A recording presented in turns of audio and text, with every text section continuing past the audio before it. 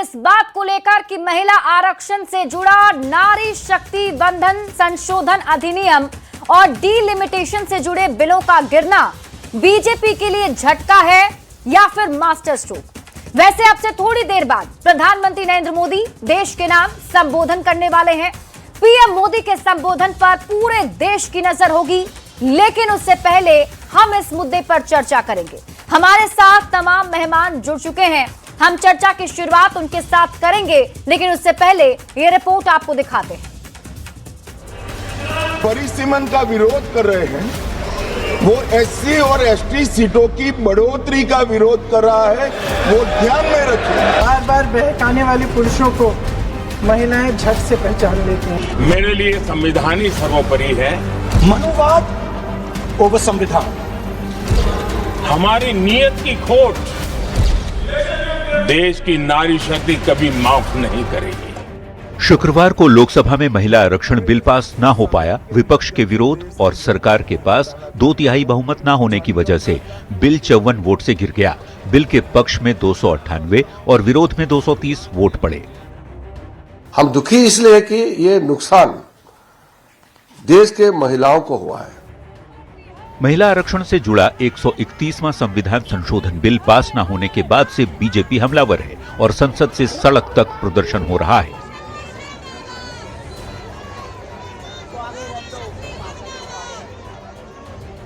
यह आक्रोश सड़क पर उतरेगा बनो। दूसरी ओर कांग्रेस सांसद प्रियंका गांधी ने इसे विपक्ष की एकजुटता का नतीजा बताया और सरकार पर राजनीतिक फायदे के लिए महिलाओं के इस्तेमाल का आरोप लगाया। सरकार कह रहे हैं कि ब्लैक डे है। ब्लैक डे इनके लिए इसलिए है क्योंकि पहली बार इनको धक्का लगा जो लगना चाहिए था। प्रियंका के बयान पर बीजेपी की ओर से पार्टी के सांसद रविशंकर प्रसाद ने पलटवार किया है। ये कौन सी भाषा है? The woman of India is a commodity जिसका इस्तेमाल हो सकता है। वहीं केंद्रीय मंत्री गिरिराज सिंह ने कहा कि कांग्रेस और विपक्षी पार्टियां शुरू से ही महिला विरोधी रही हैं। आप याद कीजिए 96 में देवगौड़ा जी ने लाया तो विरोध किया, वाजपेयी जी लाए तो विरोध किया, और यही विपक्ष के लोगों ने बिल को भी फाड़ा। बीजेपी सांसद राधा मोहन सिंह ने कहा कि विपक्ष को इस महिला विरोधी मानसिकता का खामियाजा भुगतना पड़ेगा। इन लोगों ने इसको रोका है, इसका परिणाम उनको भोगना पड़ेगा। महिला आरक्षण से जुड़ा 131वां संविधान संशोधन बिल पास न होने के विरोध में बीजेपी और एनडीए की ओर से 20 अप्रैल को विरोध प्रदर्शन किया जाएगा। मतलब आने वाले दिनों में इस मुद्दे पर राजनीतिक माहौल और भी गर्माने की उम्मीद है। Bureau report, news 18।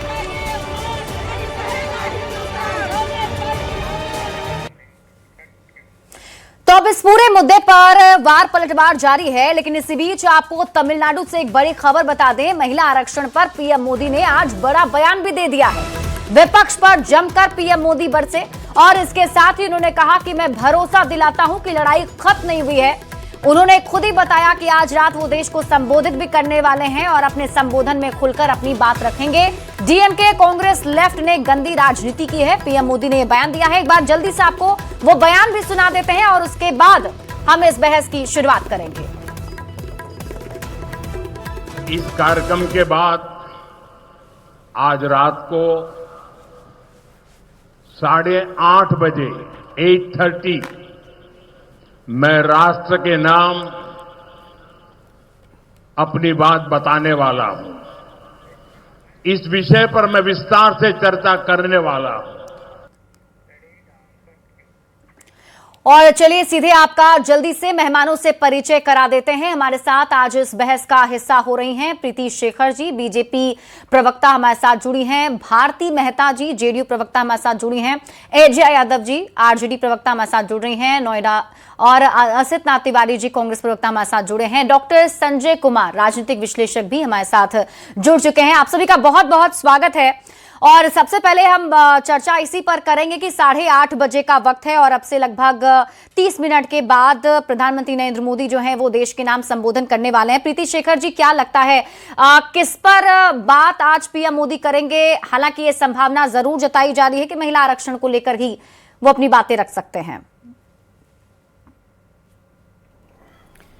सिप्रा जी, आदरणीय प्रधानमंत्री नरेंद्र मोदी जी आज राष्ट्र के नाम अपने संबोधन में किन विषयों को रखेंगे, ये हम सब लोगों को 8:30 तक इंतजार करना है, हमें भी और आपको भी और अन्य लोगों को भी।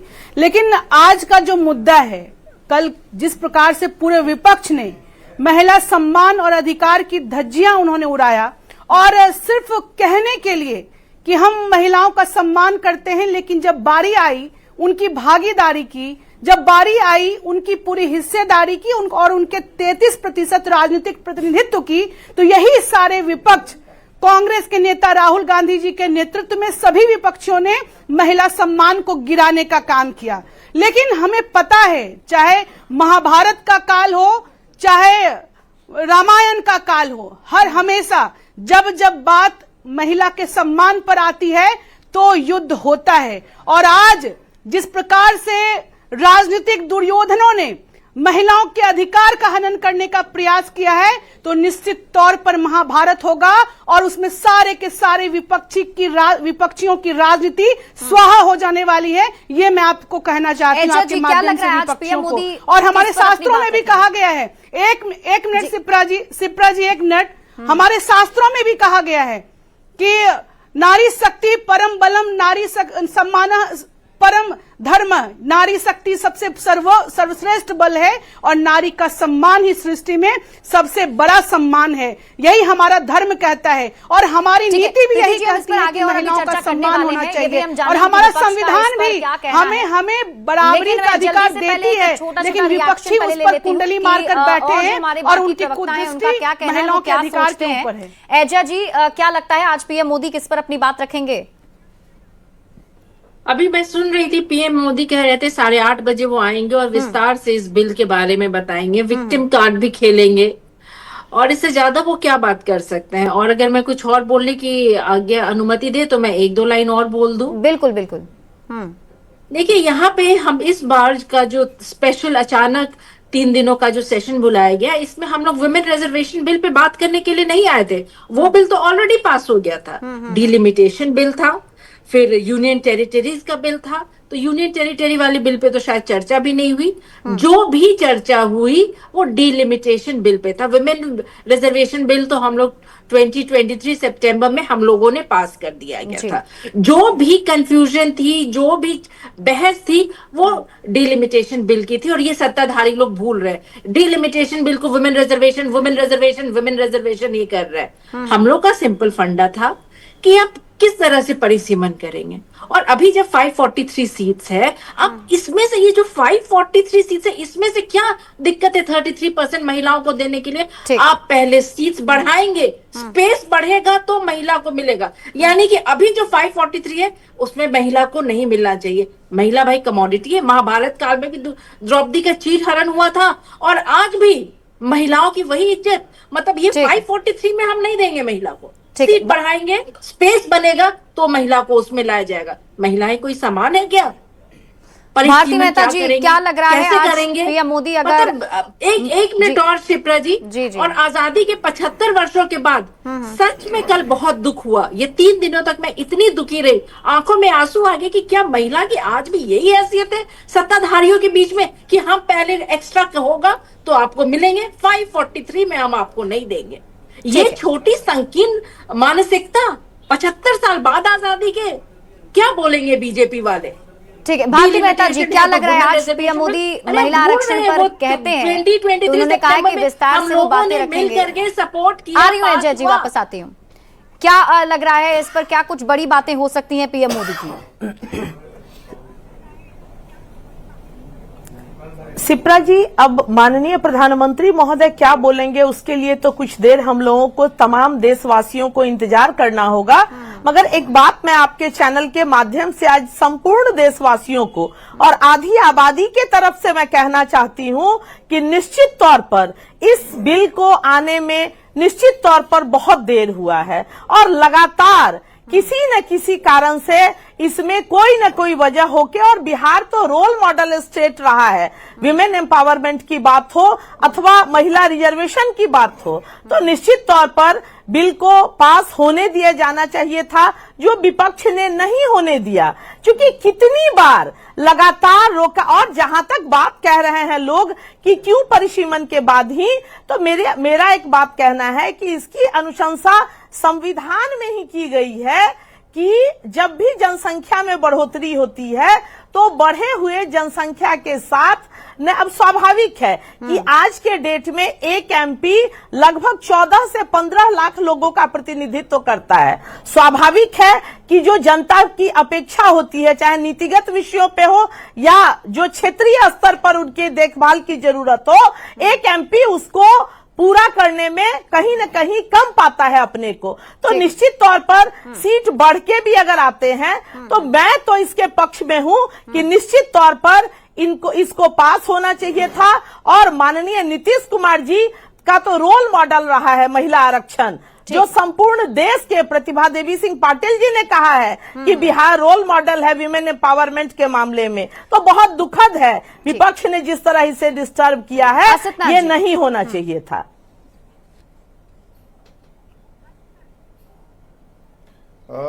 जदयू की हमारी बहन जो बोल रही थी, तो मुझे ललन सिंह जी का एक बयान याद आ गया, अभी मेरे मोबाइल में है भी, 2023 में वो सदन में बोल रहे थे और हम लोगों ने समर्थन किया था, उन्होंने विरोध किया था। 2023 में जब ये प्रस्ताव आया, हम विपक्ष में थे, हमने समर्थन किया इस बिल का। क्यों नहीं आपने पास किया? क्यों 3 साल रोक के रखा? और 3 साल बाद आप उसमें 2 अलग बातें लेकर चुपके से घुस गए। मतलब वो पूरा ड्राफ्ट ही आपने चेंज कर दिया और 2 नई चीजें उसमें घुसा दी। क्यों भाई? महिला आरक्षण बिल तो 2023 में पास है, हमारे समर्थन से पास है, 3 साल क्यों रोके रखा? क्योंकि आपकी नीयत खराब थी, आप उसमें ईमानदारी से काम करना नहीं चाह रहे थे। आप ललन सिंह जी का वो बयान अगर अनुमति दीजिएगा तो मैं सुना दूंगा, अभी है मेरे पास वो वीडियो, जिसमें वो रिजर्वेशन में, महिला रिजर्वेशन के भीतर भी आरक्षण की मांग कर रहे हैं सदन में। वो कर रहे हैं, वही मांग तो हमारी है। जदयू की तो आदत है यू टर्न लेना। पलटू चाचा ऐसे ही थोड़ी, पूरी पार्टी पलटू है, कभी इधर पलट जाएंगे कभी उधर। 2023 में आप महिला रिजर्वेशन के भीतर भी ओबीसी ईबीसी के आरक्षण की मांग कर रहे थे, आज आपको आरक्षण नहीं चाहिए। क्यों? आज ओबीसी ईबीसी से तकलीफ हो गई कि आज नहीं चाहिए आपको, और 23 में आपको चाहिए थी। आप कहीं एक जगह टिकिए ना भाई, कोई तो एक बात बोलिए। जिधर फायदा उधर का बयान जारी कर देते हैं, ये नहीं चलेगा। और 2023 में जो प्रस्ताव था वो बड़ा साफ था कि अभी हमारी जो सीटें हैं, हम उन सीटों पर रिजर्वेशन देंगे। सीटें बढ़ेंगी तो स्वाभाविक है कि जब 33% महिलाओं के लिए आरक्षित है तो बढ़ेंगी भी तो उन्हीं को मिलेगी ना, तो बढ़ी हुई सीटों में भी उनको मिल जाएगी। आप इसमें डिलिमिटेशन लेके कैसे आ गए? मतलब जो मौजूदा सीटें उनमें नहीं दीजिएगा, सीट बढ़ा लीजिएगा और उन बढ़ी हुई सीटों में आप महिलाओं को दीजिएगा। इसमें देने में क्या तकलीफ है? हम तो इस बात के लिए तैयार है कि हमारे जो सीटिंग एमपी हैं, जो सीटिंग पुरुष एमपी हैं, अगर 30% हमारी जरूरत पड़ी तो हम उसमें काट के महिलाओं को टिकट देंगे। आप क्यों डर रहे हैं? क्यों डर रहे हैं? आपको इसी बात का डर है ना कि यार हम किस एमपी का टिकट काट के महिला को देंगे। आप इसमें पहले दीजिए, जो मौजूदा सीट है उसमें आप उनको रिजर्वेशन दीजिए, उसमें SC ST OBC EBC का रिजर्वेशन जो बिहार में लागू है, ऑलरेडी बिहार में दिया गया है, एकल पद पर भी दिया गया है OBC EBC SC ST को रिजर्वेशन अलग से।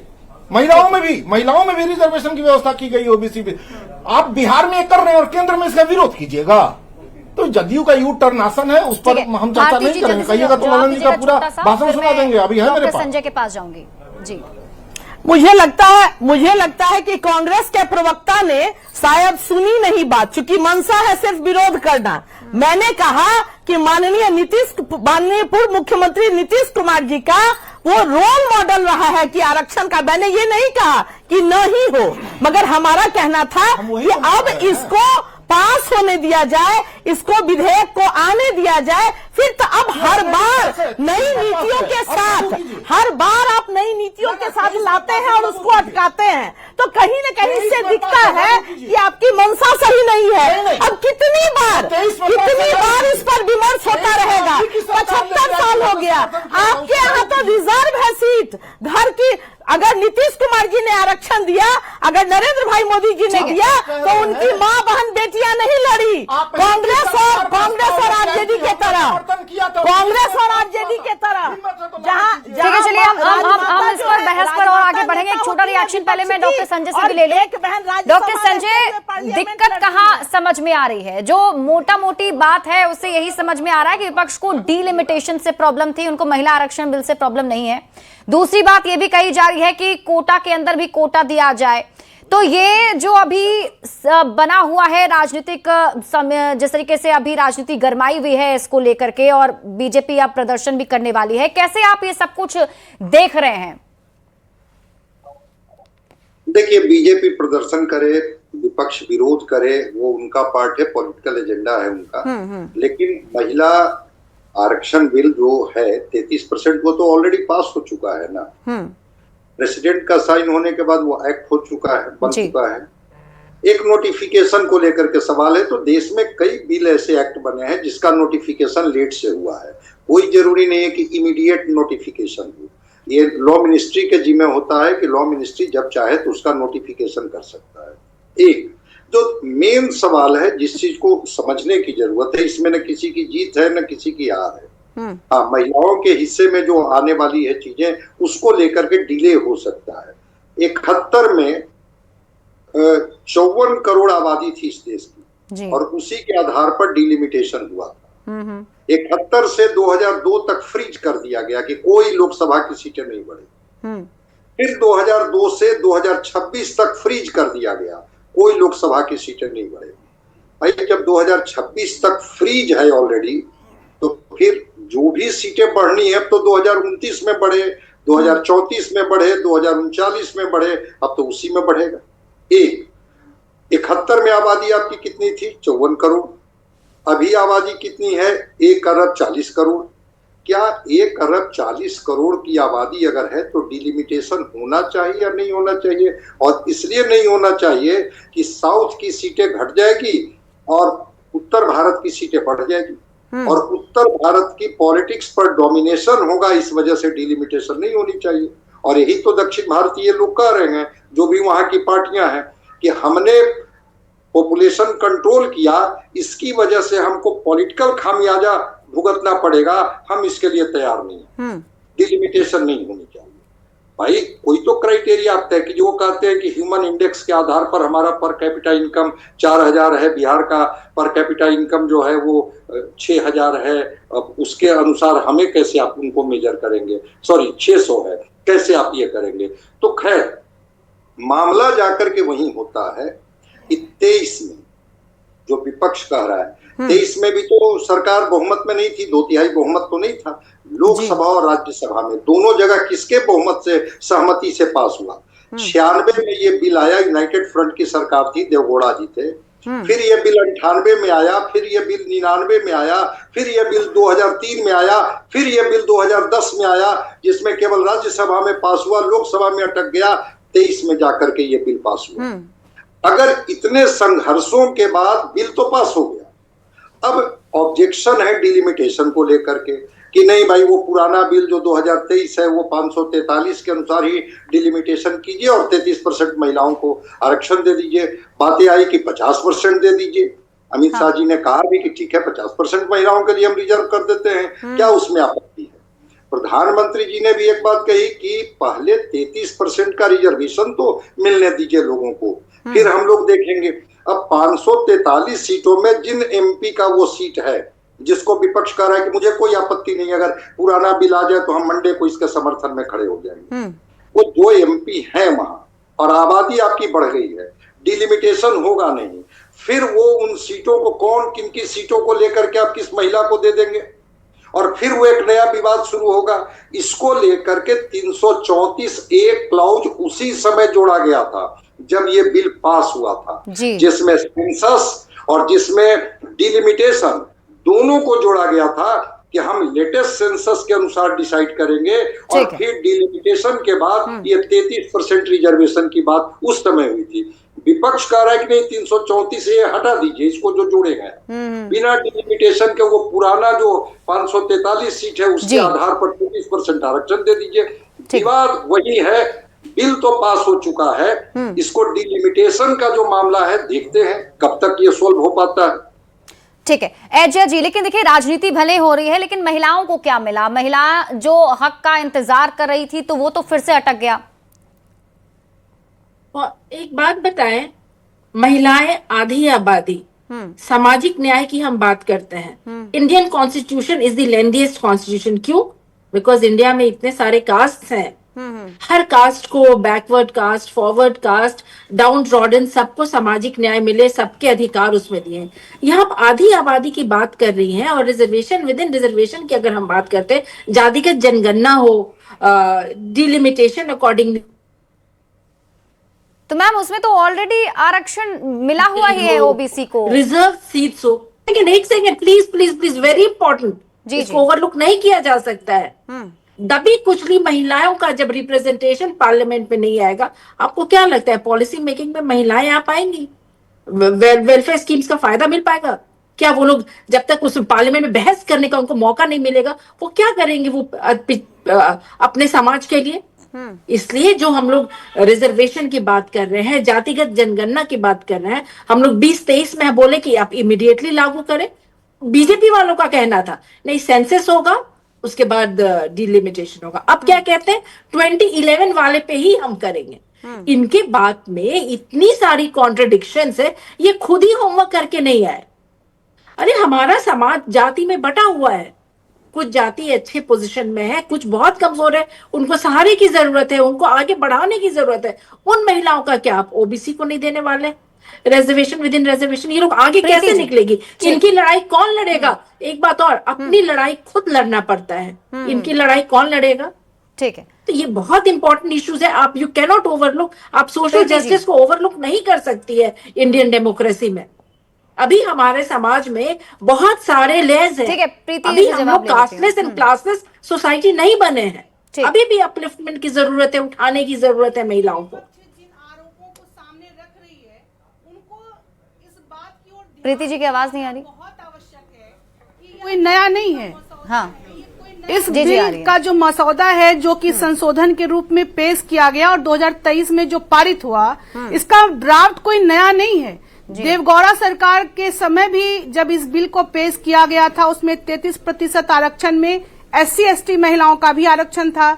जब यूपीए सरकार के द्वारा यह बिल राज्यसभा में पारित हुआ, लोकसभा में गिरा, तो उसका भी मसौदा सेम इसी प्रकार से था। और जब एनडीए गवर्नमेंट के द्वारा भी इस बिल को पेश किया गया और पारित किया गया 2023 में, तो भी वही मसौदा था। यानी कि आपने जब किया तो वो सही था और उस संविधान के उसी प्रावधानों का पालन करते हुए जब हम जल्द से जल्द हमारी सरकार मोदी जी के नेतृत्व में 29 में इस प्रावधान को लागू कराने की कोशिश कर रही है, तो हम गलत हो गए। तो यानी कि इसके पीछे बस एक ही मंशा है जो स्पष्ट है कि विपक्ष नहीं चाहता है कि महिलाओं को उनका अधिकार मिले, महिलाओं को उनकी भागीदारी मिले। अब मैं बात करना चाहूंगी कि हमारी सरकार ने, यह कोई पहला मौका नहीं है कि वुमेन अपलिफ्टमेंट की बात हो रही है।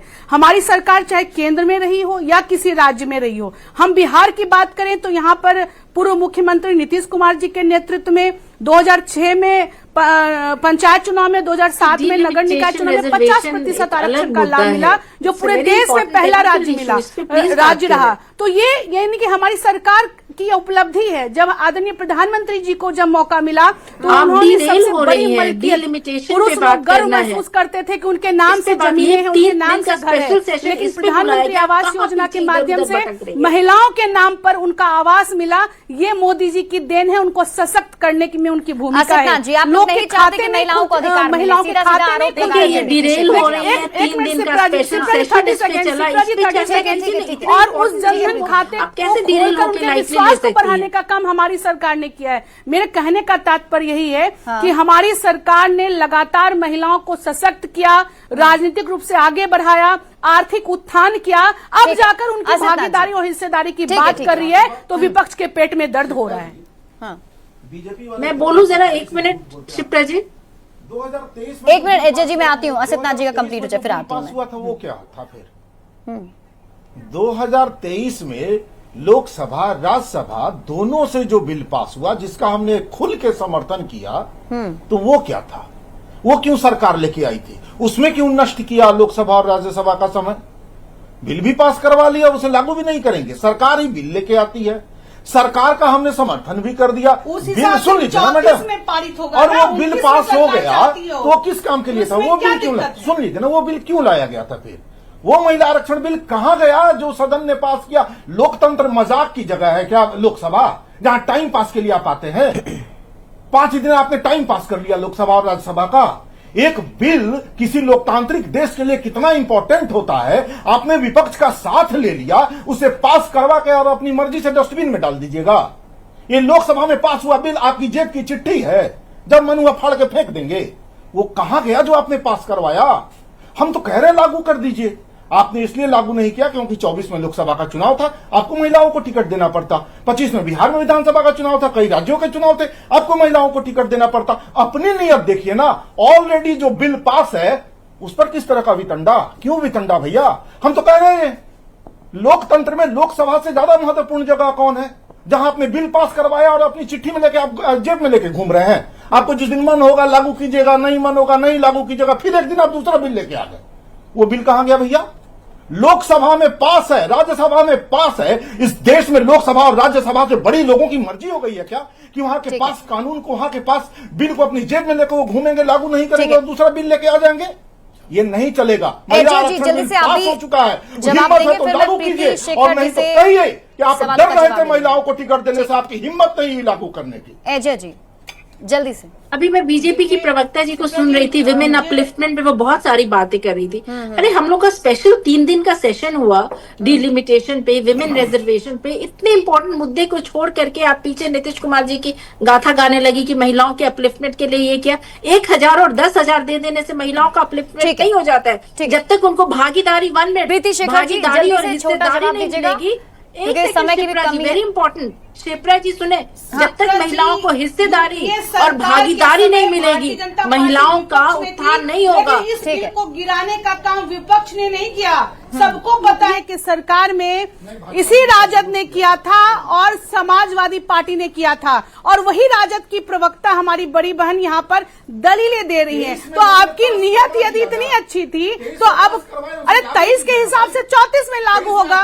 ये तो कोई अमित शाह जी ने बहुत अच्छी बात को रखा है कि जैसे राहुल गांधी जी नेता है, केजी के स्टूडेंट के टाइप से समझाने की आवश्यकता है, वैसे उनके सभी नेताओं को एकदम से बच्चे वाले जैसे नर्सरी क्लास में जैसे डिक्टेट किया जाता है, रटाया जाता है, वैसे इनको समझाना चाहिए और वैसे उनको बताना चाहिए, क्योंकि इन्हें एक्चुअल जो सच्चाई है उससे वो अवगत नहीं है। 30 सेकेंड इस बिल का एक इम्पोर्टेंट पॉइंट यह था, पहले जनगणना होगी फिर जो है परिसीमन होगा, और जनगणना बाधित हुई थी परिसीमन रुका और वो माननीय न्यायालय के द्वारा रुका, और अब जब जनगणना होनी है 27 में तो उसके बाद परिसीमन होगा। ये 29 में महिला आरक्षण बिल लागू हो, इसलिए हमारी सरकार ने संशोधन बिल लाया था। शांत होंगी तब तो विपक्ष ने खारिज किया। अब बोलिए, आपकी आवाज आ रही है जी। ये मेरी ज्ञानी बीजेपी की बहन जो हम लोग को केजी स्टूडेंट समझ रही हैं, इन्हें ये भी नहीं मालूम है कि बिना हिस्सेदारी और भागीदारी के आप किसी को आगे नहीं बढ़ा सकती हैं। डिलिमिटेशन हमारा मुद्दा था, और जब तक उस मुद्दे को आपने न सही तरीके से समझाया, डिलिमिटेशन से क्या Bharti Mehta, of course delimitation से विमेन रिजर्वेशन तो हम लोगों ने पास कर दिया था। और दूसरी मैम समय की थोड़ी कमी है, लालू यादव ने छोटा जवाब ले रही हूँ। आरजेडी ने ये किया, समाजवादी पार्टी ने ये किया।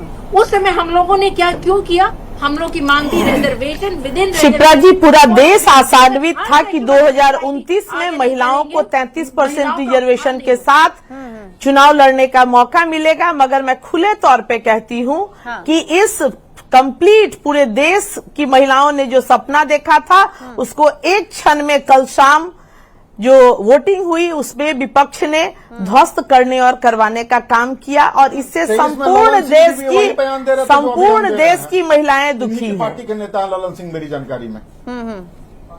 ठीक है डॉक्टर संजय, लेकिन जिस तरीके से देखिए अभी भले एक दूसरे पर सवाल जवाब किए जा रहे हों और आरोप प्रत्यारोप जो है लगाए जा रहे हैं, लेकिन महिलाओं की तो मांग वही है कि जो महिलाओं को अधिकार मिलना चाहिए था उससे कहीं ना कहीं वंचित महिलाएं अब रह जाएंगी। नहीं, महिलाएं क्यों वंचित रह जाएंगी? महिलाओं को तो अधिकार मिल गया। 33% रिजर्वेशन का बिल पास हो गया है। अमेंडमेंट बिल पास नहीं हो पाया, जो संशोधन था डिलिमिटेशन को लेकर के, वो पास नहीं हुआ। देखिए, दो चीजें मैं बताना चाहता हूँ। संविधान रोज होता है ना, 289 कंस्टिट्यूएंट असेंबली के मेंबर थे संविधान सभा में, और उसमें जो 4 महिलाएं थी वो महिला रिजर्वेशन बिल के खिलाफ में थी। कभी हम इन डिटेल्स में आपको बता देंगे।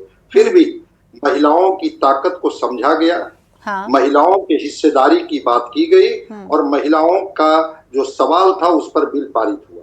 आसिफ जी की आधी बात से मैं सहमत हूं, आधी बात से मैं सहमत नहीं।